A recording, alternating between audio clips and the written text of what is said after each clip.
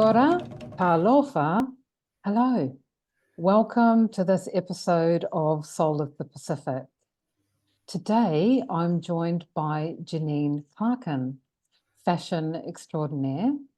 I first became aware of Jeanine at the London Pacific Fashion Show, the very first one in 2012. And so impressed with what she can do with a blanket. Yes, you heard me correct, a blanket. You're going to get to know Jeanine through her answers to 3 questions I'm going to ask her. So, welcome, Jeanine. Kia ora. Nice to see you again. You too, love. The first question is, what is your connection to the Pacific? So I'm Māori. We came from Hawaii, across the Moana, and have been present in Aotearoa for the last 1,000 or so years. So that is my first connection to the Pacific, to Te Moana Nui a Kiwa via Hawaii ki Aotearoa. We came on from there to here on tohora, my particular iwi. My iwi, I'll do my pepeha, which is rai o te papa te maunga, ko waiho te awa, ko tikapa te moana, ko tohora te waka, ko turohia te marae, ko te whakakotahitanga te whare, ko pauratunga o kutupuna, ko Bill Rawa ko Mary o Kumātua, ko Jeanine Clarkin a hau. I have 8 siblings and 1 tamariki and many mokopuna through my siblings.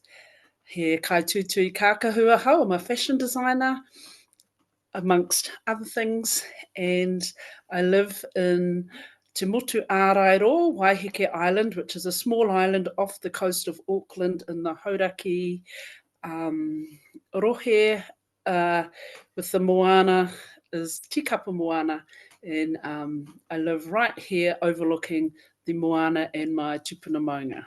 Jeanine has given us her earth roots, so her mountain, her maunga, her awa, her waters, so that could be a river or a lake, and then all of her genealogy in short. I don't think she gave us all of it because we'd still be here if she was giving us all of it. Clearly, Jeanine is born in the Pacific, born in Aotearoa, New Zealand, so that's in the Pacific.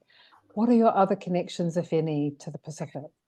So I'll just acknowledge my other tribes, my other iwi, which is Ngāti Rangi and Ngāti Ranginui, Ngāti Pawa, and Ngāti Raukawa Te Kaukauroa Pātatere, which is the one of my iwi that are inland, and the rest are coastal on the Bay of Plenty coast in the North Island coming up here. And I guess living on an island is very special and unique and romantic, but with a lot of effort. We just had the full moon, and when I got up this morning, the full moon was still present in the sky and the sun was rising. So I took the opportunity to go down to have a swim in the moana, and the tide was high. So that was a really good magical place in which I could go down and feel the environment, te taiao, in a living way. So I swim most days in the summer, and when I feel like it in the winter, which is mostly on the full moon morning high tides. And this really empowers my day and my flow in life. I kind of consider myself like a human barometer. Just going down to the sea, and I can kind of just gauge if I can remember to compare it from the year before and just feel the season. So at the moment it's still very icy in the water. Oh my gosh, I mean, it sounds like heaven. I used to do winter swimming with one of our mutual friends, Joe. You are connected to the Pacific by being born here and also regularly immersing yourself in the Pacific. So for those who aren't familiar, the word moana means ocean, and specifically the Pacific Ocean. So when Jeanine's saying moana, she's not talking about the Disney film, she's talking about the Pacific Ocean. So now I'm going to ask my second question, which is going to be a lot more involved, and I'm really intrigued to hear what your answer is going to be, Jeanine. And that question is, of all of the cultural traditions and practices in the Pacific, what is the one that resonates with you the most and why? So for us here in Aotearoa and Māori, we have that may be also happening in other islands, but I'm not too sure. We have a tradition of being able to put down a rāhui, which is a ban. At the moment, with the way the overpopulation, overfishing, and disrespect of how people are feeding themselves and how we're feeding the world, means that we're running short in the seafood. The kaimoana isn't able to replenish itself naturally as fast as what people are taking. When we were here with just us and it was plentiful, and then the first rounds of European came and they were still plentiful because they were, fresh out of famines and really respectful on how they took food. And then as the countries become more multicultural and different people have different ways and respect on hunting and gathering for kaimoana, for seafood, also the need and introduction. It's always been a commodity that we can economise and take to market. So there's also a big increase in poaching and illegal selling. So all of these kind of mosh pit of other people's way of feeding themselves and earning money has affected the availability of local kai locally for local people that live here. It's a national problem for some species. And here on Waiheke Island, as part of my tribal group and tribal, I'll think of the word after, just my response and manaakitanga for our area, our ocean, our environment, we saw the need to slow things down because, sometimes things happen really fast. And even we were lucky when COVID happened, we were able to slow down a bit more.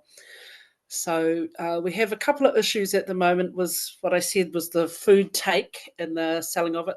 Then also we have on the other side a really white privilege need of them trying to save the world. And so the white kind of answer is make it a marine reserve. And ours is like, heck no, that we don't want that. The reason so we've got the two things, the rāhui and the marine reserve. The rāhui is a cultural answer to giving space for kaimoana to regrow itself and for us to actively regenerate where we can.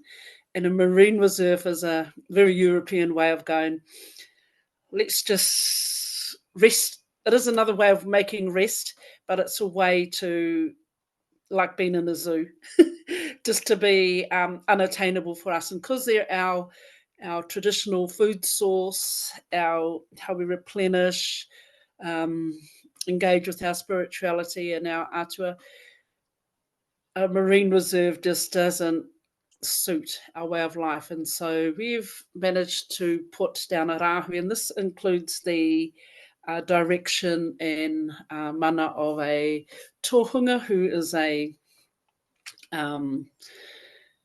wisdom holder with protocol and direction, prayers, who are able to request and open up to the need to give the rest. For us in particular here on Waiheke, we have some of the species we have put a hold off on are mussels, pawa, also known as abalone, crayfish, and scallops. So these are virtually extinct in this area. So we're just trying to keep grip on the few that we have and help them to replenish. One of the projects I'm in is the Waiheke Marine Project, and through that we have a coda dive survey happening where at the moment we're just counting how much crayfish there are. So for the last 3 years, we've been observing where they're located, what type of environment they like to live in, and thankfully they have been increasing in numbers during this period of time of which we've had the rahui. A crayfish takes basically 6 years to grow for it to become edible, if you can catch it. They're also fickle. They could walk 2 kilometres and go somewhere else altogether. So our drive is to keep the best viable environment for them to make them stay. And one of my goals, or one of my big dreams, is that if I can help grow my own crayfish, I could have them for my 60th birthday, which when I started the project was 8 years ahead, and now it's 5 years ahead. So we're really working on me getting safely grown and caught crayfish to have on my dinner table, as many of the cultures in the Pacific know that the abundance in which you can show at your table is a really awesome reflection of your abilities and the mana of the tribe. So that's one of the things. Yeah, the rahui, I really like that we have the power to put down that that ban, and as instead of a marine reserve which really blocks our ability to practice our cultural rights. What I'm hearing is that the non-Indigenous response is really akin to cordoning off and putting into, like they did, with native peoples, into a reserve area. And that's really not going to cut it, because it needs to be much more holistic than that. And oh my gosh, Jeanine, I'm loving that you're bringing this up, because it's really speaking to my heart. It's a universal issue. Food sources running out because we've over farmed, or there's too much demand, and we can actually cut back a bit. If we all just cut back a little bit, we're not going to die if we cut back a little bit. So this speaks to, and correct me if I'm wrong, this speaks to the what is a real foundational element of Māori culture, and that is that Māori see themselves as caretakers of the earth, not owners of land. And those two concepts, it's just like the marine reserve and the rahui, completely different ways of approaching things. And I had a question about one of the words you used, just for the benefit of the viewers. You talked about mana. Could you explain a bit more what mana is? And then also, how do you enact the rahui, and how do you ensure that people respect the rahui, and how has that gone so far? So mana is like esteem. So it's to me, it's like the esteem, like very well esteemed way in which we behave, present, reciprocate, and all of that kind of combined adds to your mana. Not necessarily power, just your upliftingness. Yeah, so that's a very simple kind of everyday way that I can describe mana. It's just the way in which you stand. Then for tohunga, I've kind of, other people might see it as like the medicine men, or basically the wisdom holders and experts in the areas of prayer, Māori knowledge, and abilities to perform these different strong prayers. Yeah, that's one of probably the easiest way I could explain tohunga.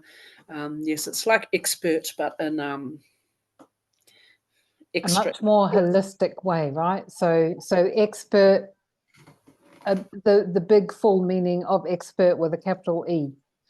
Yeah, so they often are taught as children and grow into the role, and they know that that's going to be their position at some point.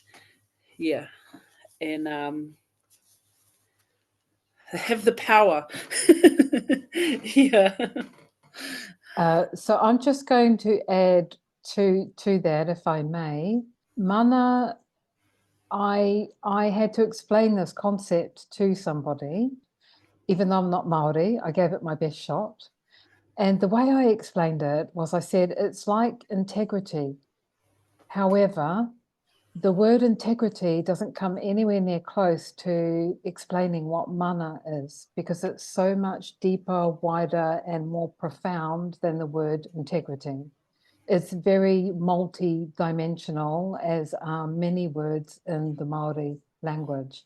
Just like, when you're explaining tohunga, you can have like an everyday version of the meaning of the word, and then the much deeper meaning. Back to the rahui. How is it enacted, and how are people respecting it, and how do you manage to do that, and how's it going?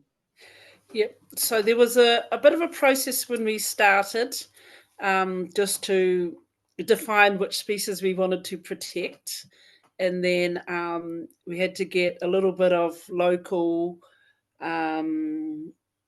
agreement on this, not too much, because as you mentioned before, Kaitiaki, and as the mana whenua and mana moana of this area, the Ngāti Pāwa, is people, we have the right to do this, and we are the Kaitiaki of our own place. So I'm Māori, but if I go to Wellington, that doesn't make me a Kaitiaki for Wellington. I only can be a Kaitiaki for the places where I'm from. So that's one of the key points about Kaitiakitanga. Awesome governmental way they want to rename everything, or give Māori names to every English name.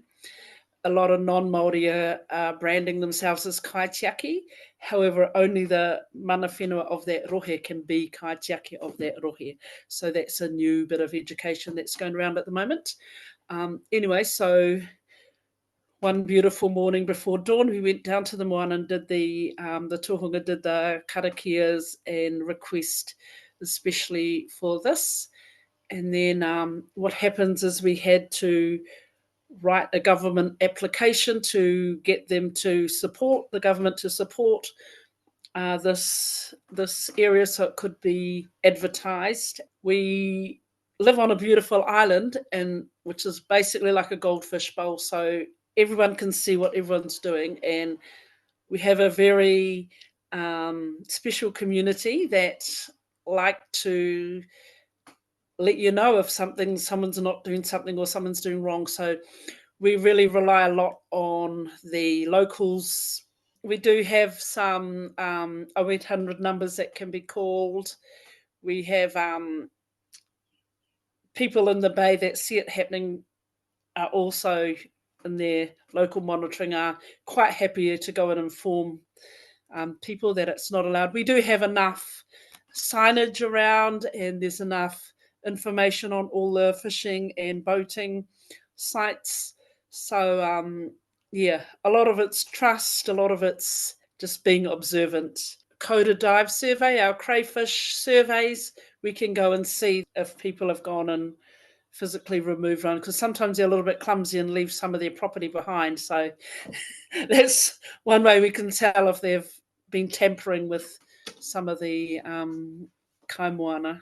You live on Waiheke Island, which is a small island. How big is the population? Do you know? Okay, so the island itself is around about 30 kilometres long, and at places it might be 15 kilometres wide, and at the smallest place it's less than a kilometre wide. It's the first 10 kilometres of the island is highly habited, so it's all domesticated, and 10,000 people live on the island. So the majority live within the first 10 kilometres, and then a few live in the other 20 kilometres is where the remainder live. We have of that 10,000 people, 1,000 are Māori or Pacific, and of that, less than 100 are mana whenua, are from Ngāti Pawa or of the other tribes that have mana whenua here on the island. So, yeah, so it's very, very small amount of mana whenua or people of the actual tribe that live here. It's a millionaire's paradise. There's like 90 helicopter pads here. There's a lot of part-time commuter living overseas, international people.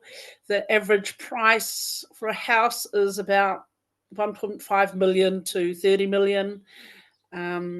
So we're 20 kilometres off the shore of Auckland, which is the main city in Aotearoa, and there's a ferry which goes nearly every hour of the day, and in the summer every 30 minutes. So we have a good deal of the population, working population, commute to the city for work. That costs them, it's probably not too bad really, costs them about $400 a month on ferry tickets. A general person going to the city, it costs $30 return from Waiheke to the city and back. If you're in the city, it costs you $60 return now to come here. That hasn't really stopped anybody. I guess it's like €30 or £25 or something, so it's still affordable for the visitors. So on a weekend, we could get 300 visitors per hour coming to our shores.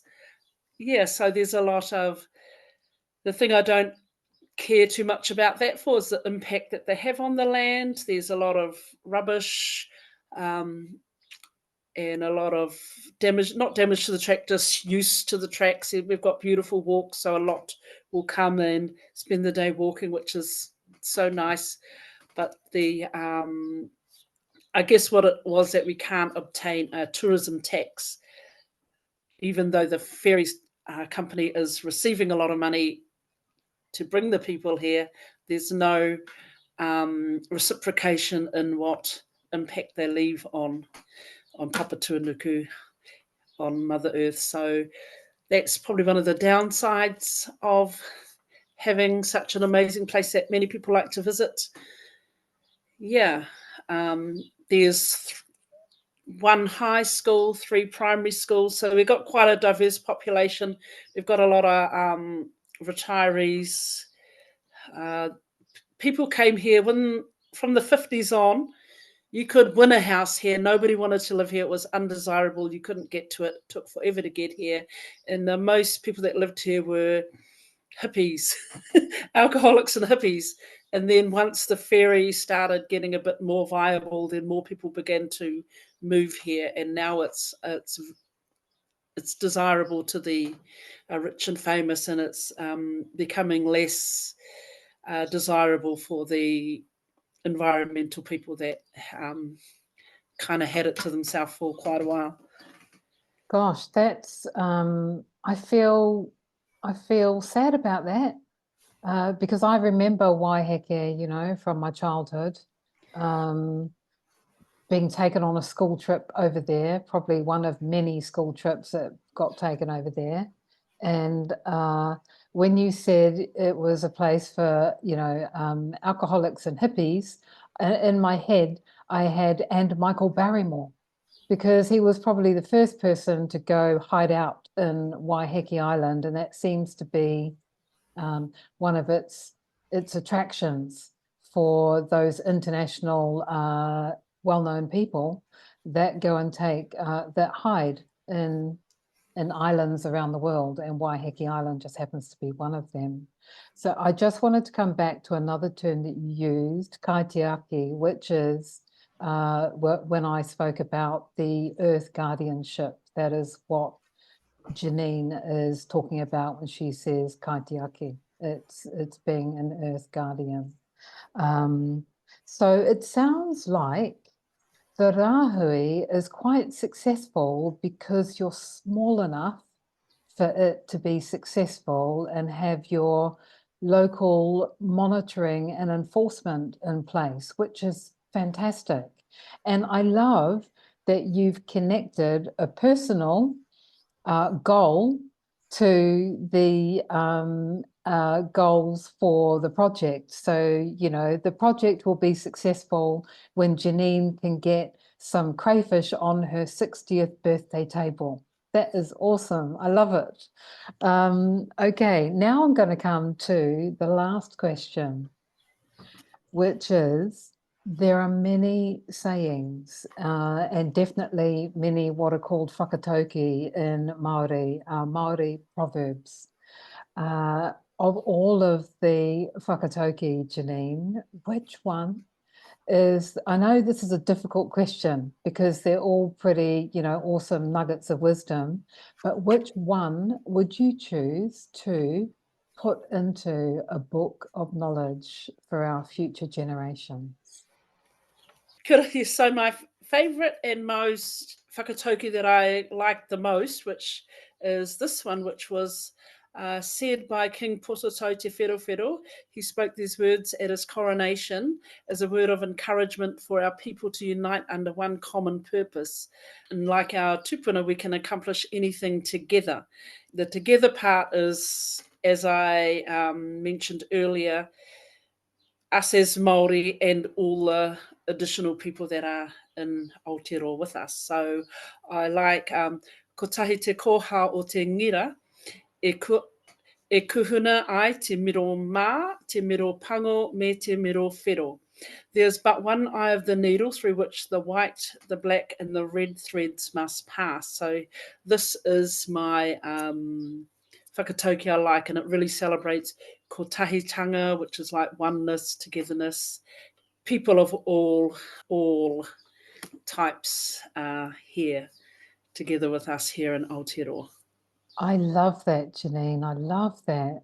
And it's echoing a sentiment from the first episode of this podcast talking about unity and that we're all one. Would you like to go into the significance of the black, white, and red threads? Because they are very important colours in the Māori tradition.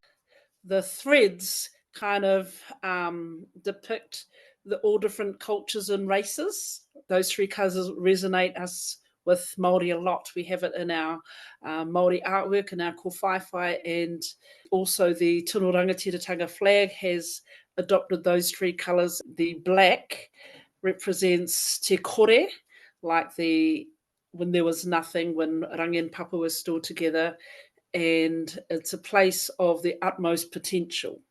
So even though it's dark, anything can happen. In spiritual vernacular, the black is the primordial darkness, and where, you know, that's creation, that's the creation and creative space and potential. And it's called pō, so it's like the dark is night, but again, like most Polynesian words, pō is not just night, it's also the word for that primordial darkness. That's in Samoa, and I'm pretty sure it's the same in Māori, right, Jeanine? Very similar, yes. Yeah. So then we go on to the red, which is the orca or the kokowai, or how we have the red earth. Yeah, and so from this, the first woman was made of the red earth, represents the whiao, so the realm of coming into being, and the female principle. It is an active principle as opposed to a black and white, which is passive. It is a colour of blood found in the veins, and the colour used to represent the land, the earth, Papatūānuku. So that's the red. And then we have the white, represents te ao marama. So after te kore, and when Rangi and Papa were separated and the lights came through, and they come into the world of light, which provides a connector for the black and the red. Are you saying that the white is light, and it's the light that connects the earth to the sky? Yeah.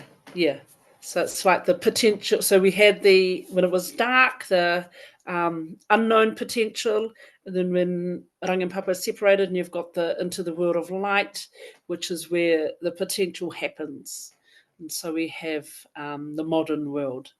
Wow. Wow, that's awesome. Thank you for that insight into the red, white, and black. Yeah, I wasn't aware of all of that depth. yeah.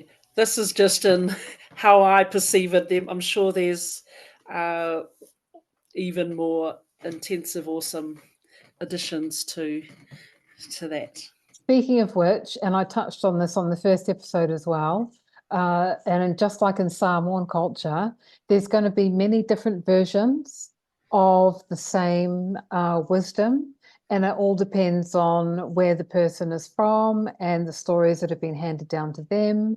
And so I welcome and invite anyone that's got insight, other insight into the red, white, and black, please, share it with us in the comments. I welcome that, absolutely. Jeanine, usually I'd be asking, what's your latest project and how can people show their support, if there's any way they can show their support?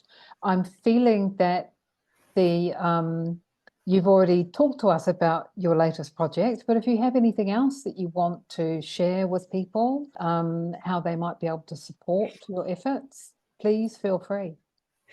So recently I went to Fiji Fashion Week, and I'm heading to London Fashion Week shortly.